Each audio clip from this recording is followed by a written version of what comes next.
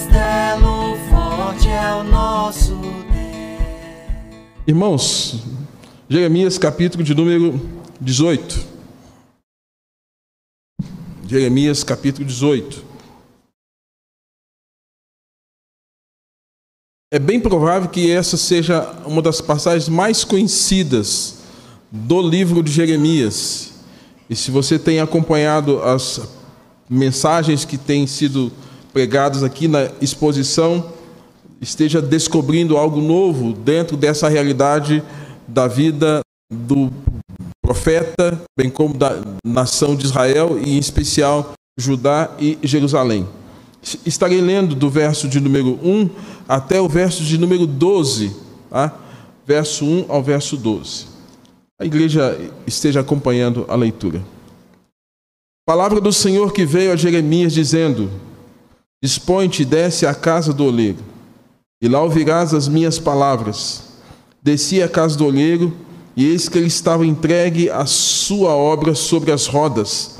Como o vaso que o oleiro fazia de barro, se lhe estragou na mão, tornou a fazer dele outro vaso, segundo bem lhe pareceu. Então veio a mim a palavra do Senhor: Não poderei eu fazer de vós como fez este oleiro, ó casa de Israel? Diz o Senhor: Eis que como o barro na mão do oleiro, assim sois vós na minha mão, ó casa de Israel. No momento em que eu falar acerca de uma nação, ou de um reino, ou arrancar e derribar e destruir, se a tal nação se converter da maldade contra a qual eu falei, também eu me arrependerei do mal que pensava fazer. E no momento em que eu falar acerca de uma nação ou de um reino para edificar e plantar, e se ele fizer o que é mal perante mim e não der ouvidos à minha voz, então me arrependerei do bem que houvera dito que faria.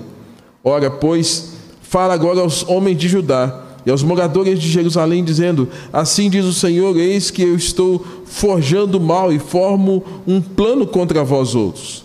Convertei-vos, pois agora, cada um do seu mal proceder, e emendai os vossos caminhos e as vossas ações. Mas eles dizem: não há esperança, porque andaremos consoante os nossos projetos, e cada um fará segundo a dureza do seu coração maligno. Pai, mais uma vez, rogamos tua bênção, para que possamos comunicar a tua palavra com fidelidade. Fala ao nosso coração. Assim oramos em nome de Jesus. Amém. Irmãos, tema Casa do Oleiro.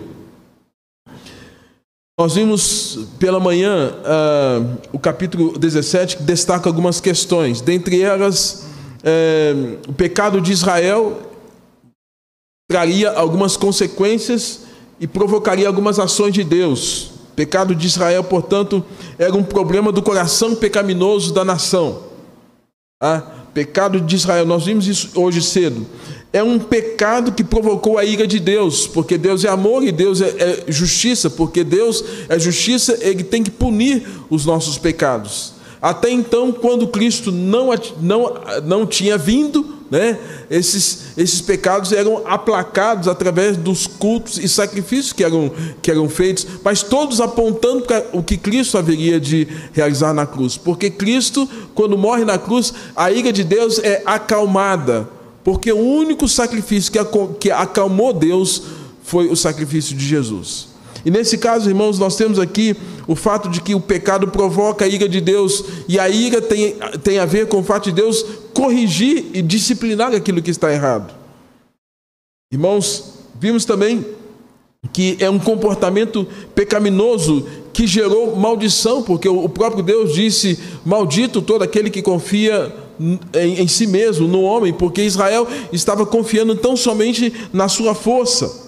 O pecado levou Israel a confiar no próprio coração, que é enganoso, corrupto. Vimos hoje, desesperadamente corrupto. E que a Bíblia fala assim: quem o conhecerá? Quem é que vai conhecer o nosso coração? Aí o próprio Deus fala assim: eu, Deus, conheço os corações. Eu, Deus, provo os pensamentos. Deus se mostra como aquele que tem a solução para tratar do grande mal de Israel, que era o seu pecado. E agora, irmãos, vimos também que por meio que em meio à corrupção, Deus se apresenta como santo, onde o texto destaca o fato de que está manifesto diante de Israel um trono enaltecido de glória. Uma comparação, inclusive, com Isaías capítulo 6, quando na visão do profeta ele tem aquela descrição que ele viu o Senhor assentado no alto e sublime trono, e as abas das suas vestes revestiam o templo, e os serafins diziam: Santo, Santo, Santo é o Senhor dos exércitos. Uma referência à trindade, economia de Deus, o Pai, o Filho e o Espírito Santo, 3 vezes a tríplice menção da santidade de Deus. Nós vimos, irmãos, diante desse fato, um pedido de clemência. Israel está pedindo clemência, dizendo: cura-me, Senhor, cura-me e serei curado, salva-me e serei salvo. Nós vimos que diante desse cenário, o profeta recorre ao juízo de Deus, porque quando eles têm essa mensagem que confronta os seus pecados, algo, irmãos, que é muito comum.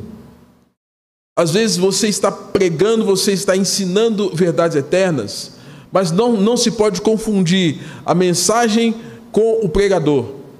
E aqui eles confundiram a mensagem com o pregador. E passaram a ter até um certo ranço em relação à figura do profeta Jeremias. E com isso, Jeremias se sente ameaçado diante da perseguição dos próprios judeus, dos próprios israelitas, que de alguma forma era o povo da aliança, mas pelo afastamento de Deus, eles estavam ignorantes em relação àquilo que Deus queria fazer em relação à nação.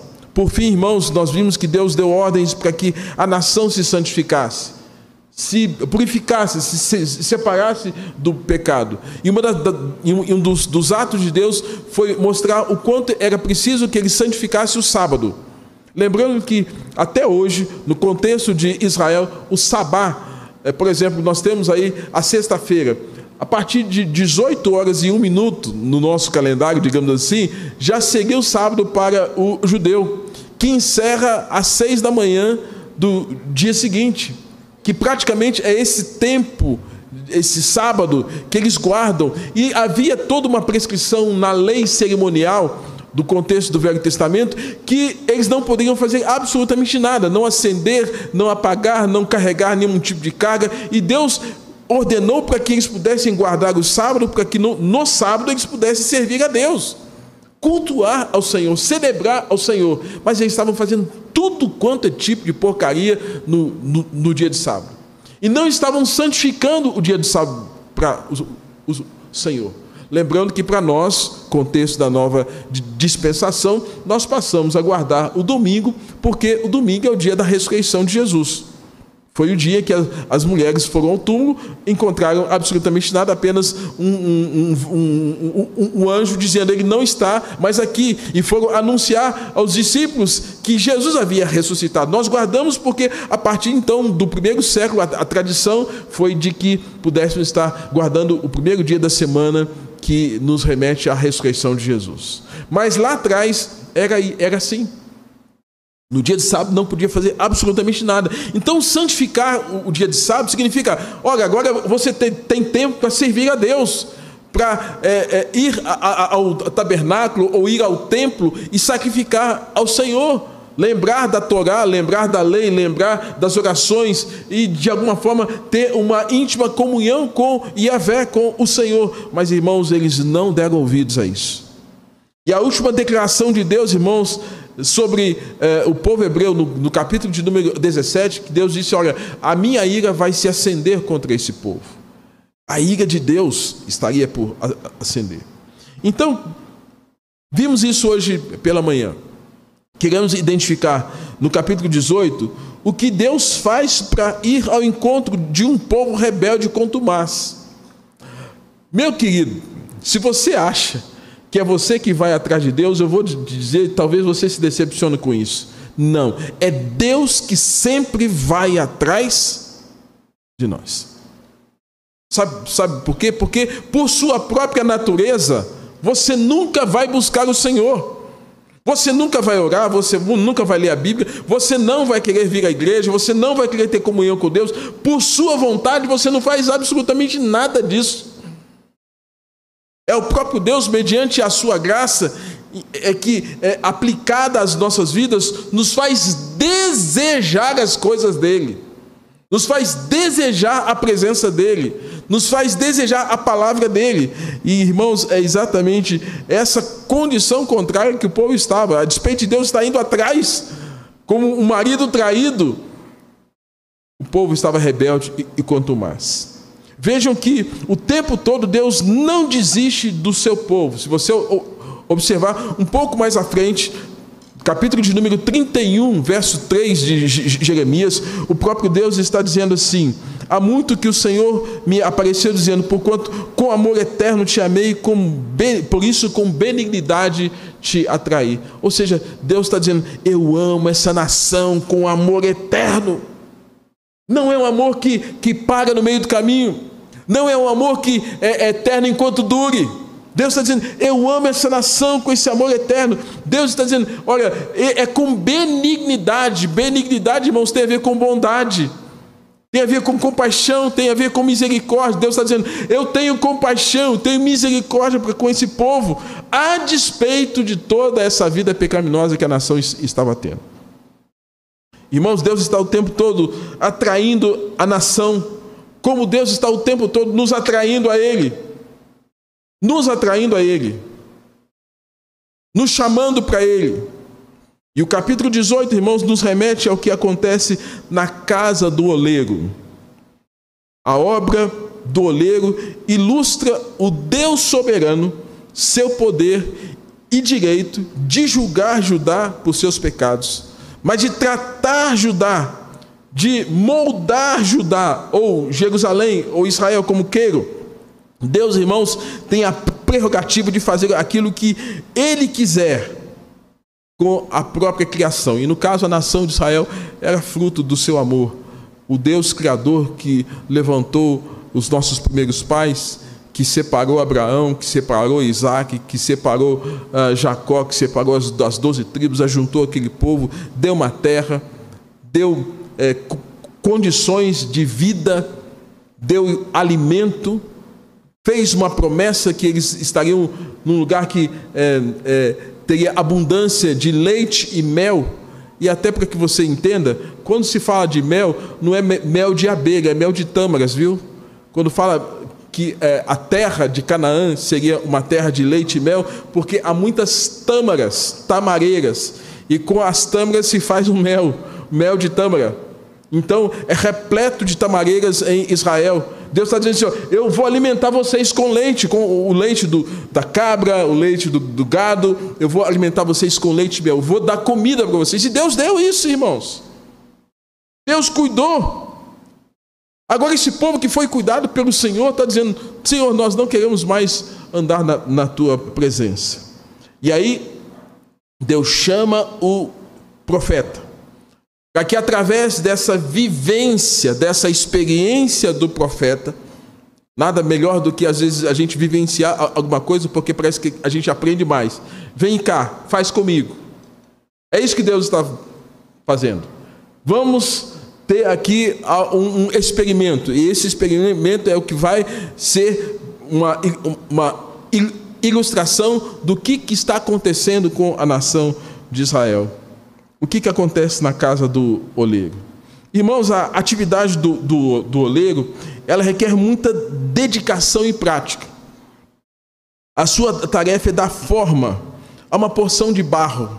O oleiro pega uma massa de barro, sim, e ele junta, bate ali, e ele tem todo um aparato, uma chapa de aço, alguma coisa assim, e aquilo vai rodando, e ele agora com aquele barro ele vai moldar o tipo de objeto que ele quer criar. Um vaso maior, um vaso menor, um vaso mais requintado, um vaso mais delicado, mas tudo de barro.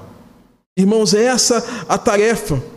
O oleiro coloca o barro sobre as rodas, vai amassando de dentro para fora, no movimento circular, e em curto espaço de tempo o barro vai sendo modelado e chega na forma que o oleiro deseja, conforme a vontade do oleiro. E cada detalhezinho, um movimentozinho do oleiro já muda a forma do vaso, usando as mãos, usando os dedos, e ele vai moldando tremendamente esses vasos.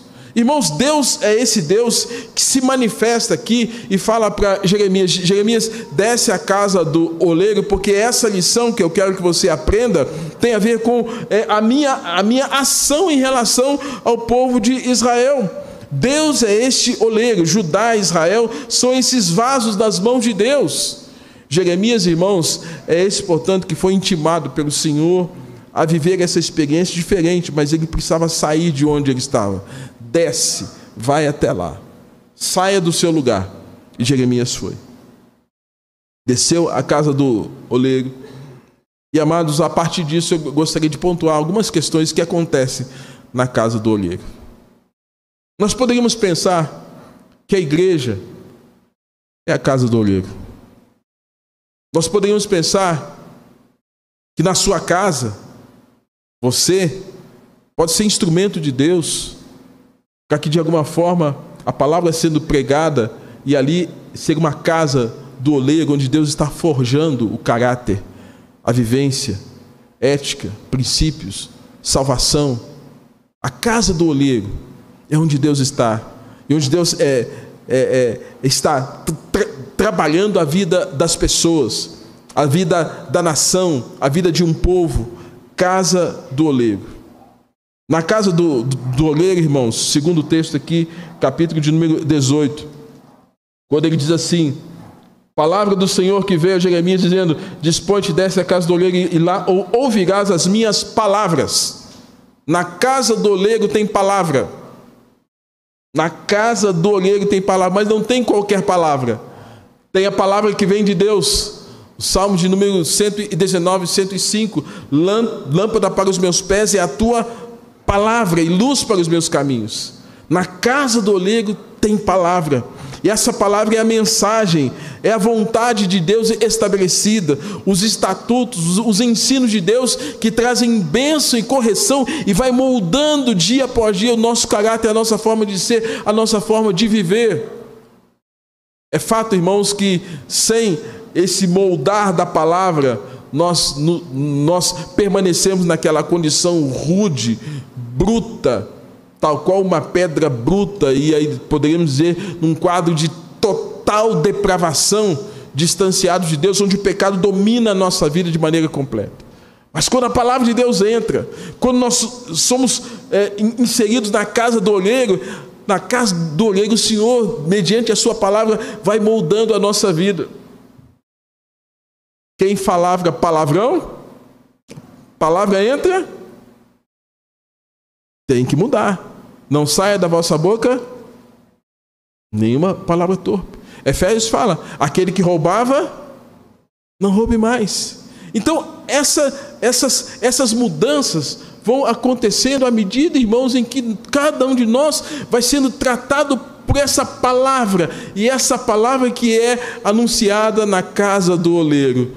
Jeremias é esse que está ali ouvindo o Senhor dizendo: desce e vai até a casa do oleiro. E aí, conforme o texto fala, olha, lá ouvirás as minhas palavras. Isso significa, meu irmão, minha irmã, que você precisa sempre ir à casa do oleiro. Você sempre precisará estar diante desse Deus que tem uma palavra na casa do oleiro, uma mensagem de esperança, de paz e de salvação. Me lembro, não sei até que ponto que alguns faziam isso, década de 70, eu tinha mais ou menos uns 13 anos. Meu pai era um crente que ele sabia que Deus podia abençoar, mas ele achava que podia também dar uma forcinha para Deus. E quem se lembra que havia a loteria esportiva, e que no domingo do Fantástico todo mundo ficava esperando a zebrinha dar o resultado da Loteria Federal. E meu pai, de alguma forma, eu era adolescente, ele achava que de alguma forma alguma coisa podia acontecer para ele ganhar na loteria esportiva. E quem ele pedia para fazer o jogo?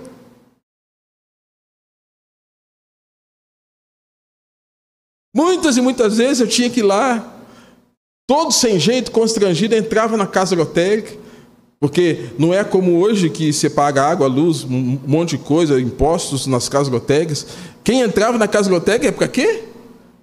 Fazer jogo. E eu tinha que ir lá. Aí eu fazia. Aí, como era adolescente, ficava naquela expectativa, porque tinha o cartão de consulta, né? O cartão que você conferia lá. E aí, domingo à noite, eu estava lá conferindo para o meu pai se ele ganhou na loteria esportiva ou não. Só que um dia, não fui eu que fui fazer a loteria, foi ele que foi fazer a loteria, membro da igreja. E havia um irmão que tinha um consultório de psicologia na galeria onde ele foi fazer. Então, quando ele saiu da loteria, depois que ele fez, ele está de cara com quem? Falecido irmão presbítero Elias César. Meu pai ficou sem jeito, sem graça. E aí ele chegou em casa esbravejando. Bravo! Nunca mais eu vou na igreja. Eu não piso na igreja nunca mais. A gente não entendia, mas por que a igreja era culpada se o problema era ele, né? Eu não vou na igreja nunca mais. Aí, irmãos, Deus foi tratando do meu pai, cuidando dele, da mente, da teologia, do ensinamento, da instrução. Meu pai nunca mais jogou na loteria. Foi um tratamento de choque que Deus deu nele. Mas pela palavra, Deus foi cuidando do meu pai. Meu pai se aposentou com 48 anos. Depois arrumou um outro emprego, trabalhou mais 20 anos. Depois saiu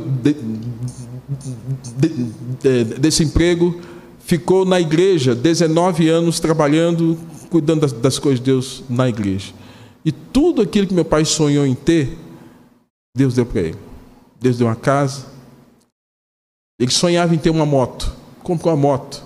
Aí foi engraçado o dia que ele perdeu o controle da moto, saiu no barro empinando a moto. Assim. Deus deu tudo para ele. Irmãos, quando a palavra entra, a palavra tem que mudar. A palavra tem que mudar. Nós não podemos ser crente de fachada. A palavra tem que mudar. Nesse caso de Jeremias, está ali observando todo aquele cenário onde Deus está falando, na casa do oleiro você vai ouvir a palavra, e a palavra é que vai mudar. A fé vem pelo ouvir, e ouvir pregação, a palavra de Deus. Segundo, na casa do oleiro tem o trabalho de Deus, porque Deus se caracteriza como esse que está moldando os vasos que estão ali, forjando e criando os vasos que haverão de ser usados. Diz o texto, eis que ele estava entregue à sua obra sobre as rodas. Jeremias deveria observar as mãos focadas do oleiro no seu trabalho, na formação e na construção do vaso. Irmãos, na casa do oleiro tem o trabalho de Deus. Deus está trabalhando. E isso significa que você e eu não podemos dizer assim, pastor, eu estou pronto e acabado, então tá bom, vou orar para você ir para o céu. Tchau e benção. Porque todos nós estamos sendo trabalhados. Você está em obra. Você, então, estando em obra, tem que estar susceptível ao cuidado de Deus, ao tratamento de Deus e a todo o ensino que a palavra de Deus tem para a sua vida. E nesse caso, irmãos, Deus está trabalhando no nosso caráter nesse tempo de pandemia. Paciência, humor, fé, convicções. Deus está trabalhando os nossos relacionamentos Deus continua trabalhando, Deus continua realizando a sua obra. Quando nós estamos na casa do oleiro, o oleiro está no seu constante trabalho. Cantamos a música, né? O teu trabalho é confiar em mim. Mas nós depositamos a nossa vida e a nossa fé diante desse Deus que trabalha para todo aquele que nele espera. Deus trabalha. Terceiro, na casa do olheiro tem vaso estragado. Na casa do olheiro tem vaso estragado. A descrição de Jeremias capítulo 18, a partir do verso de número 4, fala assim: como o vaso que o oleiro fazia de barro se lhe estragou na mão. O vaso se lhe estragou na mão. Eu quero crer, irmãos, visto o fato que ali a gente está diante de um quadro que mentalmente nós podemos ter a ideia de uma argila, o barro ali naquela roda e, nesse caso, o próprio oleiro trabalhando. Eu fiquei pensando em duas hipóteses. Primeiro, esse vaso estragado, se ele for um vaso que estava sendo moldado, então o barro estava mole, mais fácil. Mas se o vaso estava mais seco, enrijecido, algo precisava ser feito. Mas o fato, irmãos, é que vaso estragado significava que ele precisava ser consertado. Israel estragou. Israel estragou quando os profetas profetizavam por Baal. Muitos crentes estragam quando ouvem palavras, ensinos que destoam daquilo que é a palavra do Senhor. Muitos crentes estragam quando deixam o Senhor e, tal qual capítulo 2, verso 13, cavam cisternas rotas, vão tentar viver a vida conforme seus próprios conceitos, suas próprias filosofias, colocam Deus de lado. Muitas pessoas se estragam como o vaso quando a malícia toma conta de seus corações, quando a infidelidade domina seus corações. E no caso de Israel, o próprio Deus diz: a tua malícia e a tua infidelidade está aí diante de você. Muitos se estragam, irmãos, quando adentram ao caminho da prostituição. A prostituição real, concreta, a prostituição virtual. Se estragam espiritualmente.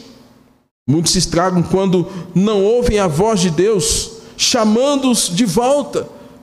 E, amados, Deus nos chama de volta sempre.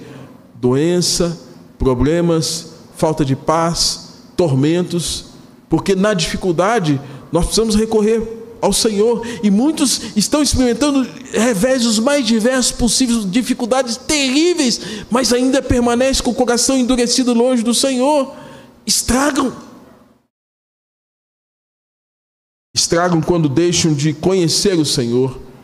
Estragam quando deixam feridas curadas superficialmente, como a nação de Israel.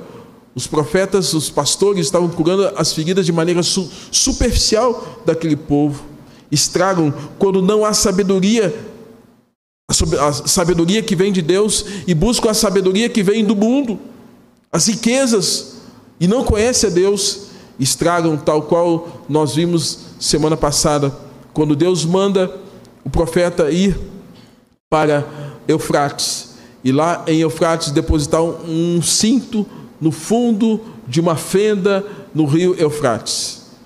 Depois o profeta volta, e depois que ele tem que retornar para buscar aquele cinto feito de linho, o cinto estava podre.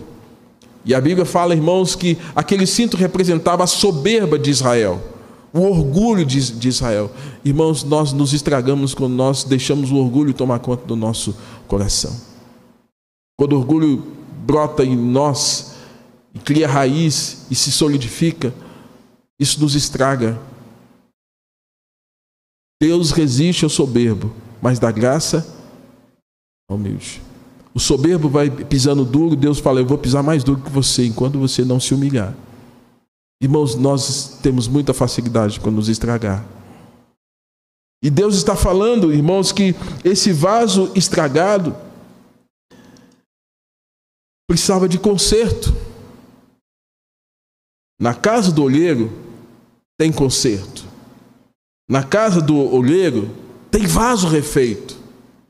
Pode ter vaso estragado, mas tem vaso que pode ser trabalhado, refeito.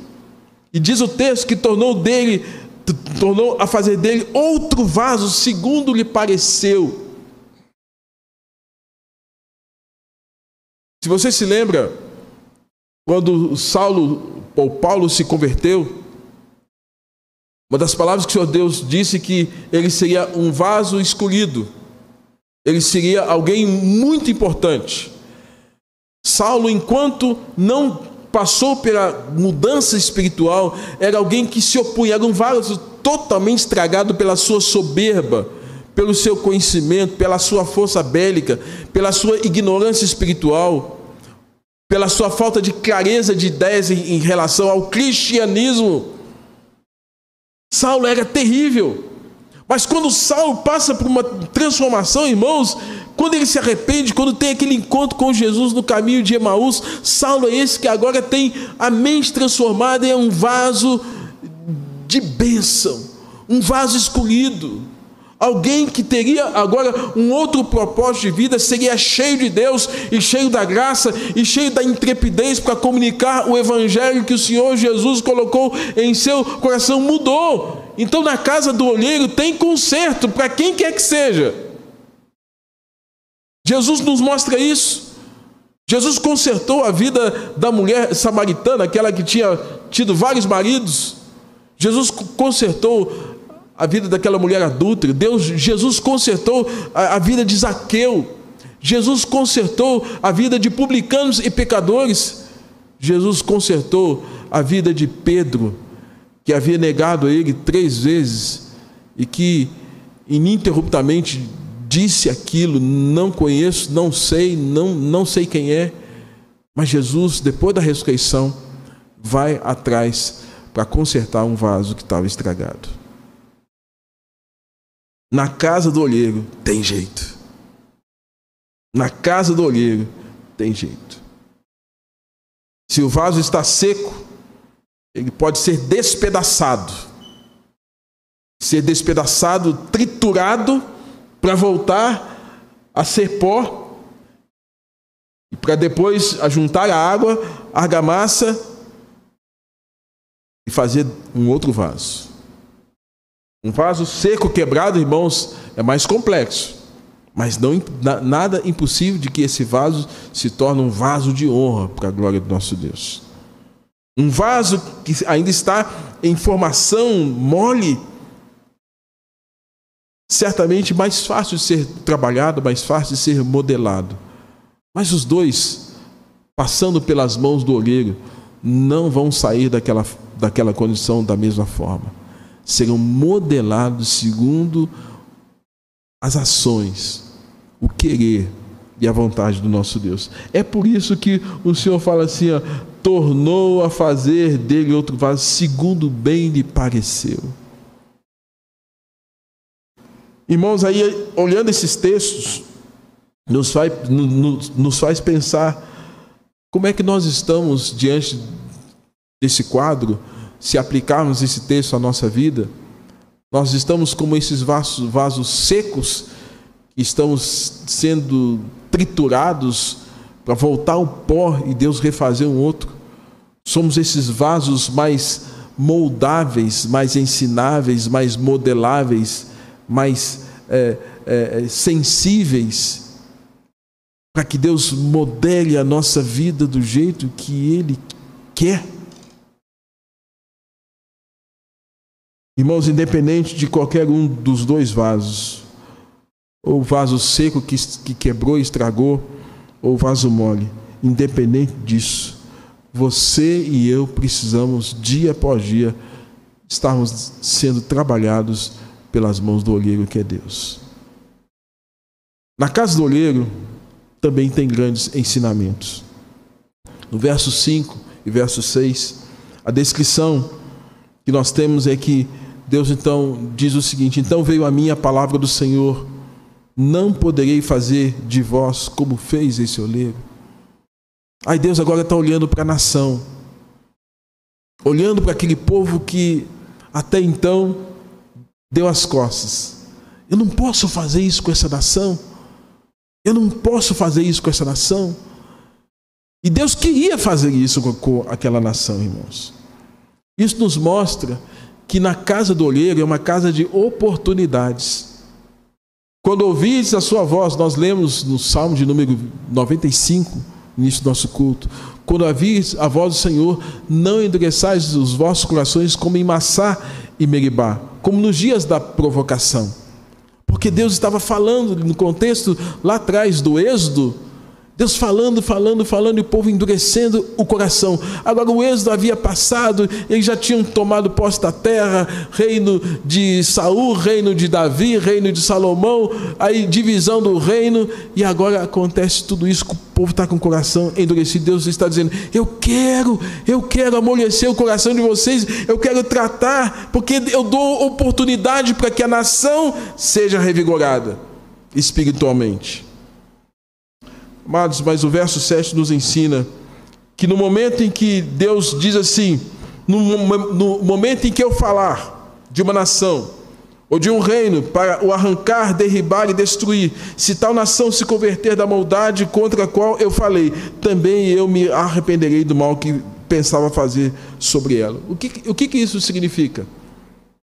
Deus está falando assim: olha, muda,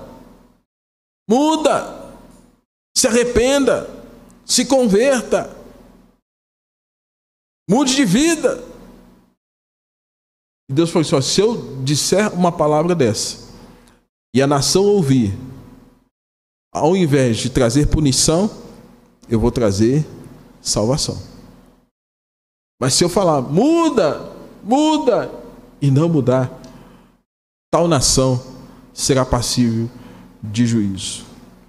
Mas até então, irmãos, a grande oportunidade que Deus estava dando era de conversão, é de mudança espiritual da nação, é de arrependimento, porque a conversão muda tudo. E Deus usa até aqui uma expressão que muitos não conseguem entender de maneira clara, porque é uma expressão que a teologia chama de antropopatia. O que é a antropopatia? Tem duas palavras: antropomorfia e antropopatia.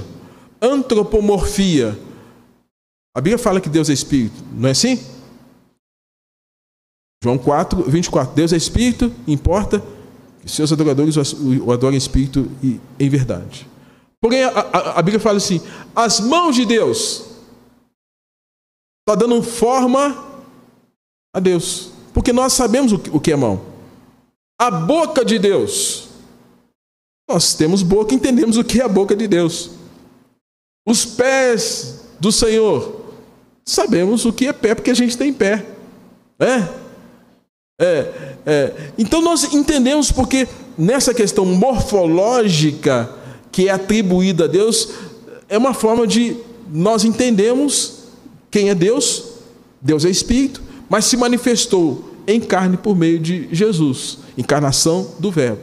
E o antropomorfismo, é isso. A antropopatia é atribuir a Deus sentimentos humanos, atribuir a Deus questões que nós sabemos. A Bíblia fala assim que Deus tem ciúmes, mas a diferença do ciúmes seu e o de Deus, que Deus ele tem os ciúmes que não permite que esses ciúmes se transformem em quê? Em pecado. Mas a gente sabe que o ciúme é um problema. Tem gente que tem ciúme de tudo. Do outro, da roupa, do cachorro, da casa, doentio. A Bíblia fala, por exemplo, nesse aspecto, que Deus se arrependeu, mas é para que a gente entenda, a despeito dos eternos decretos de Deus, na sua onisciência, no seu poder, na sua soberania, nós entendemos o que é arrependimento. Arrependimento é mudança de direção.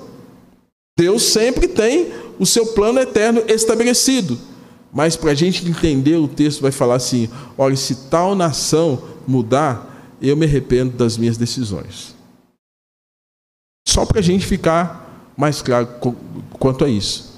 Mas, queridos, o que mais Deus quer que você faça é que você se arrependa, que você se converta, que você mude de vida, que Cristo seja o centro da sua existência, que a palavra dele faça sentido na sua vida, que você ame o Senhor, ame de todo o seu coração. É isso que Deus quer, e é isso que Deus queria da nação de Israel.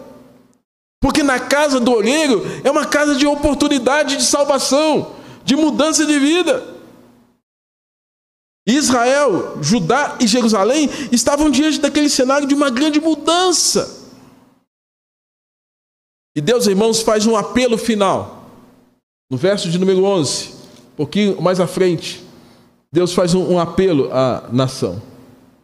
Quando o verso 11 diz assim: Ora, pois, fala agora aos homens de Judá e aos moradores de Jerusalém, dizendo: assim diz o Senhor, eis que estou forjando mal e formo um plano contra vós outros. Convertei-os agora cada um do seu mau proceder e emendai os vossos caminhos e as vossas ações. Deus está dizendo: mudem, sejam transformados, mudem, se convertam, emendem os seus caminhos, as suas ações. Deus está falando isso.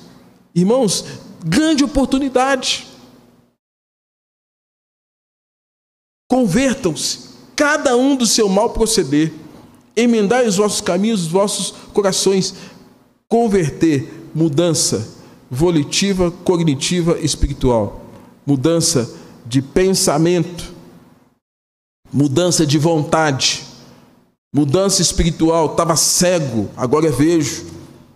Estava sedento, agora eu fui saciado pela palavra do Senhor. Isso é mudança, conversão.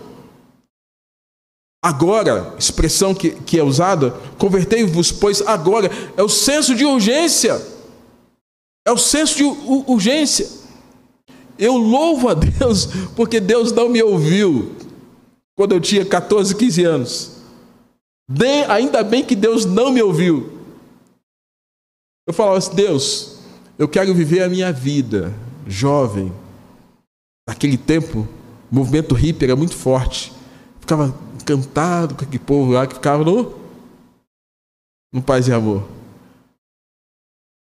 Ainda bem que Deus não me ouviu.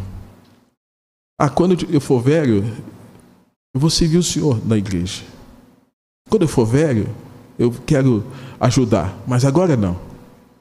Encantado pelo futebol, encantado com a música, encantado com a sensualidade, encantado com o mundo, a fascinação do mundo.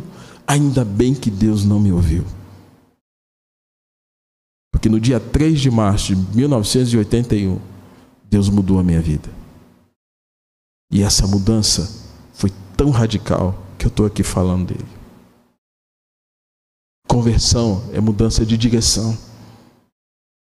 Não é só uma adesão religiosa, é mudança espiritual, consciência de pecado, santidade, de temor a Deus, de vida séria com Deus, de consagração, de pagar o preço, de renunciar ao pecado, de negar a si mesmo muitas vezes.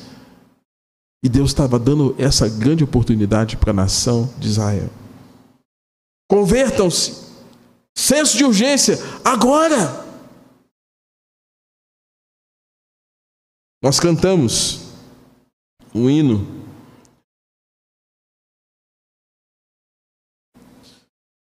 Meu amigo, pode ser muito tarde. Hoje Cristo. Às vezes a gente joga tudo para amanhã. Temos uma habilidade tremenda para a procrastinação. Jogamos tudo para amanhã. Amanhã eu resolvo, amanhã eu resolvo. Aí você morre hoje, não resolveu amanhã. Morreu sem Cristo, acabou. Convertam-se. Mudança. Urgência, agora.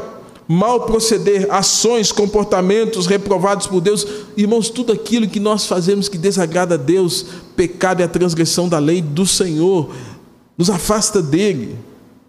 E ele fala ainda: emendai os vossos caminhos, porque a nossa vida sem Cristo, ela fica picotada, ela fica fragmentada, ela fica quebrada, sem sentido. Vivemos partes de alguma coisa, ora está bom, ora não está. E a gente vai buscar algo que dê mais sentido, às vezes até uma dose mais forte de droga, de cachaça, de sexo, de prostituição, porque aquilo não satisfaz, fica tudo fragmentado, é prazer tudo momentâneo. E ele está dizendo assim para a nação: parem com isso, emendem os vossos caminhos, façam caminhos retos para vocês. E amados, grande oportunidade que a nação de Israel teve.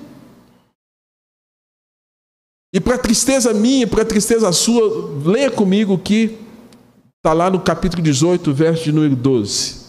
O que a nação fala para Deus. Eu espero que você não fale para Deus isso. Vamos ler junto? Mas eles dizem: não há esperança, porque andaremos consoante os nossos projetos, e cada um fará segundo a dureza. O Deus soberano diante deles, falando: dou uma oportunidade para que vocês mudem, se convertam, sejam transformados. E a oportunidade de Deus, irmãos, é sempre uma manifestação da graça de Deus, do favor de Deus. E você se lembra que o jovem rico, quando esteve com o Senhor Jesus, ele fez algumas considerações muito parecidas. Senhor, conheço a lei, obedeço os pais, faço tudo certo. Porém, irmãos, quando Jesus fala: olha, vai, vende tudo que tem e dá aos pobres, e vem me segue, aquele moço ficou entristecido. Ele estava nada mais, nada menos diante do Senhor da glória, o Senhor Jesus, o ungido de Deus, aquele que poderia conceder a eternidade, aquilo que ele almejava. Mas o dinheiro falou mais alto, a posição falou mais alto, o poder falou mais alto. É por isso, irmãos, que diante daquele quadro, aquele moço perdeu uma grande oportunidade para falar: Jesus, abro mão de tudo para servir o Senhor. E certamente ele ganharia muito mais, porque teria muito mais prudência para administrar aquilo que ele tinha. Para Israel, oportunidade desperdiçada. Disseram: para nós não tem jeito. Para nós não tem jeito. Não há esperança para nós. Mais ou menos o que você já deve ter ouvido: pau que nasce torto. Não tem esperança para nós. Tem esperança, sim. Falaram: porque andaremos consoante os nossos projetos. Os seus projetos, longe de Deus, tem a ver com o que Jesus Cristo fala: sem mim nada podeis fazer. Ou com o que Salomão fala: há caminhos que ao homem parecem ser caminhos de vida, mas ao final são caminhos que levam à morte. Cada um de nós fará segundo a dureza do seu coração. Deus resiste ao soberbo, mas dá graça ao humilde. Deus pode transformar o seu coração duro, soberbo.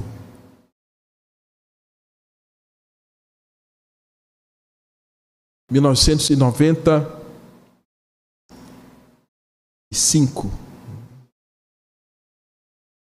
eu era pastor da terceira igreja presbiteriana de Juiz de Fora. Nós tínhamos um irmão, Antônio Carlos Silvestre.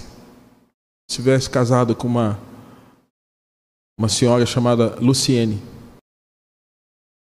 A Luciene era do Rio de Janeiro e participava de todos aqueles trabalhos de Umbanda, Quimbanda, Candomblé, aquele negócio todo.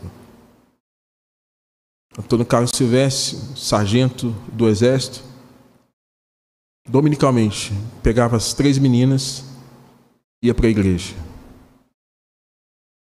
Domingo cedo, domingo à noite. Os 3 anos que eu pastoreei a igreja, ele ia para a igreja sozinho. Sozinho com as crianças. E a esposa dura, se opondo à palavra, ao evangelho, as coisas de Deus, dura com o esposo. porque levava as meninas para a igreja, dura com o marido, e aquele irmão sempre paciente, sempre amoroso, sempre com boas expectativas, sempre colocando diante de Deus a vida da esposa. Depois que eu saí, ele passou a frequentar a primeira igreja e teve um trabalho especial nessa igreja. E no dia desse trabalho, encerrando as atividades, aquela pessoa foi, a Luciene foi. Ela foi ao culto e após o culto foi orar. Eu não sei se você já teve que lidar com alguma situação como essa, mas aquela irmã teve uma manifestação demoníaca após o culto. Algo assim que chocou algumas pessoas, mas aquela noite foi a noite de libertação. Luciene mudou de vida, se converteu, passou a participar do ministério de intercessão da igreja. Hoje ela está ladeada ao marido, servindo a Deus. Está triste como eu, porque as 3 filhas foram embora do país. Já são moças. Esses dias ela falou: Reginei, estou com dó de você. Mas eu também estou sofrendo com as meninas que foram embora. Mas, irmãos, isso é o Evangelho. Quando Deus quer mudar a vida de alguém, Deus muda. Deus liberta. Deus transforma.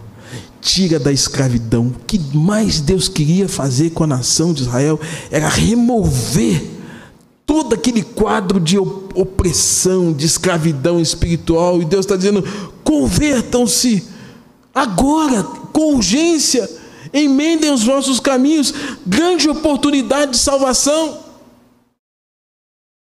Mas não, eles disseram: não, para nós não tem esperança, para nós não tem jeito, porque nós vamos andar conforme os nossos projetos, conforme cada um tem no seu coração. E eles encerram a frase, irmãos, dizendo o seguinte: segundo a dureza do seu coração, o quê? Maligno.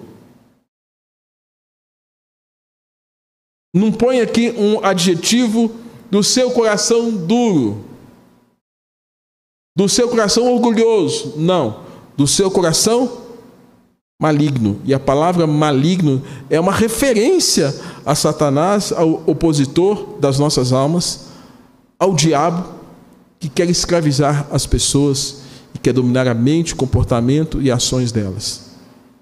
E eles reconhecem: quem tem dominado os nossos pensamentos não é Deus.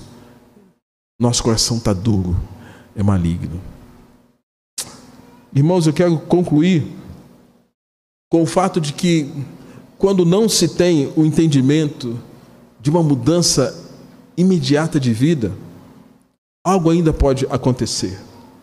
Um pouco mais à frente desse texto, no verso de número 19, nós temos Jeremias pedindo socorro, porque ele pregou, ele anunciou, ele falou, mas aquilo que ele falou não encontrou guarida no coração daqueles israelitas, daquele povo. E aí ele está pedindo socorro para Deus, dizendo: olha para mim, Senhor, e ouve a voz dos que contendem comigo. Jeremias queria o mal ou o bem daquele povo? Queria o bem. O cuidado de Deus, a salvação de Deus. E o próprio Deus que colocava as palavras na boca do profeta. Mas agora eles estão contendendo com Jeremias. Lá no verso de número 22, tem a seguinte descrição: ouça-se o clamor das suas casas, quando trouxeres bandos sobre eles de repente, porquanto abriram cova para prender-me e puseram armadilha nos meus pés. O que aquele povo estava fazendo? não tinham como se revoltar mais contra Deus, agora eles se revoltam contra quem? O profeta de Deus. E fala, olha, nós vamos armar cilada, nós vamos fazer uma cisterna e vamos depositar Jeremias, porque a palavra dele nos incomoda. A palavra dele mexe com a gente. Ah, irmãos, por isso que você então já está começando a entender, por isso que Jeremias é conhecido como profeta o quê? Por que ele está chorando? Por que ele chora? Ele está chorando porque o povo está rebelde. E esse deve ser o seu choro também, quando você vê pessoas que poderiam estar na palavra, servindo a Deus, e elas serem alvos das suas orações, para que Deus mude seus corações e mude seu destino eterno. Jeremias é conhecido como profeta chorão, por conta de toda essa circunstância que envolveu o povo. Não por conta das dificuldades que ele passou, mas por conta da dureza do coração do povo que não queria ouvir a voz de Deus. Amados, que o Senhor nos abençoe. Como disse, as pregações expositivas, cada um de nós precisa falar, Deus, ministra ao meu coração, que eu possa tirar grandes lições disso. Mas o meu desejo é que, se primeiro, você é um vaso quebrado, você seja refeito nas mãos de Deus. Se for um vaso seco que está sendo triturado, vida financeira, vida emocional, casamento, doença, Deus, faz de mim um vaso novo. Se aquele vaso que está molinho, Deus está moldando, não está doendo tanto, mas Deus está fazendo com que mudança ocorra na sua vida, louve o Senhor, porque Deus está moldando o seu caráter, moldando você e fazendo de você um vaso novo. O importante é estar nas mãos do olheiro. O importante é estar nas mãos do soberano de Deus que cuida das nossas vidas. Amém? Que Deus abençoe sua vida, que cada um de nós, como nós cantamos, deseje ser, dia após dia, um vaso novo nas mãos do olheiro. Amém?